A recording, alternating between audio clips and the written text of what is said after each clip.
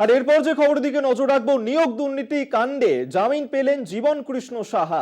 মুর্শিদাবাদের বড়ুয়ার বিধায়ক তিনি আজ জামিন পেয়েছেন এবং সুপ্রিম কোর্টে সিবিআই এর আর্জি খারিজ হয়ে যায়।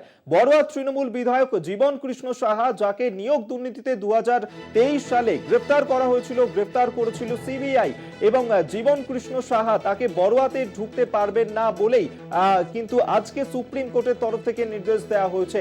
আপনাদেরকে আরেকবার জানিয়ে রাখবো যে আমরা জানি যে গতকালই অর্থাৎ সোমবারই বহরমপুরে যখন নির্বাচন শেষ হয়েছে এবং সেই নির্বাচনের পরের দিনই শীর্ষ আদালতে জামিন পেলেন মুর্শিদাবাদ বড়ুয়ার বিধায়ক জীবন কৃষ্ণ সাহা, যাকে নিয়োগ দুর্নীতি কাণ্ডে 2023 সালে গ্রেফতার করেছিল সিবিআই এবং এতদিন ধরে তিনি জেল হেফাজতেই ছিলেন। এর আগে তিনি জামিন সংক্রান্ত বিষয়ে কলকাতা হাইকোর্টের দ্বারস্থ হয়েছিলেন, কিন্তু সেখানে তার আর্জি খারিজ হয়ে যায়। তারপরেই তিনি গিয়েছিলেন শীর্ষ আদালতে, একাধিকবার তার সেই মামলার শুনানি পিছিয়ে ছিল। অবশেষে আজ জীবন কৃষ্ণ সাহা তিনি জামিন পেলেন।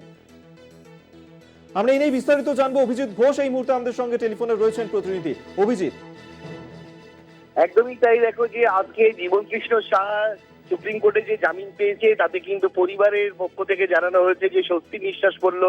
এছাড়াও দেখো যে গতকাল বহরমপুর লোকসভা কেন্দ্রের নির্বাচন ছিল, যেখানে জীবনকৃষ্ণ সাহা বড়ুয়ার যে বিধায়ক রয়েছেন তার কিন্তু একটা ভালো ভূমিকা থাকার কথা ছিল।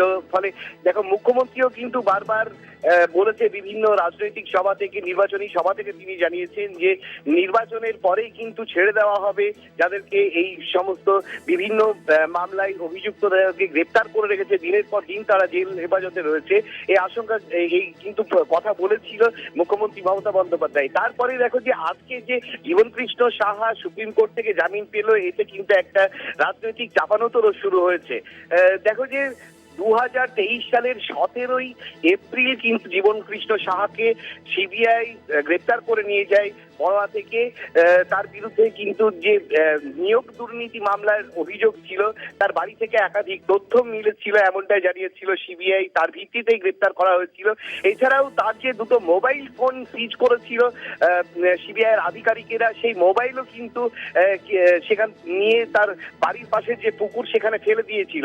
প্রায় 65 ঘন্টার থেকে বেশি সময় ধরে কিন্তু সিবিআই সেই পুকুরের জল সেচ করে কিন্তু মোবাইল উদ্ধার করে, অর্থাৎ তথ্য লোপাটের চেষ্টা করেছিল জীবনকৃষ্ণ সাহা। এমনটা অভিযোগ উঠে এসেছিল যে তথ্য, তার মোবাইল ফোন থেকে একাধিক তথ্য উঠে আসবে, যেটা নিয়োগ দুর্নীতি মামলায় সিবিআই এর কাছে বড় এভিডেন্স হতে পারে, এমনটাই কিন্তু শোনা গেছিল। কিন্তু তারপরে 13 মাস সময় কেটে গেছে, জেল হেফাজতেই ছিল জীবনকৃষ্ণ সাহা। আজকে সুপ্রিম কোর্ট তার জামিন মঞ্জুর করায় কিন্তু স্বস্তিতে দল এবং তার পরিবার। ধন্যবাদ তোমায়। অভিজিৎ ঘোষ আমাদের সঙ্গে টেলিফোনে ছিলেন প্রতিনিধি।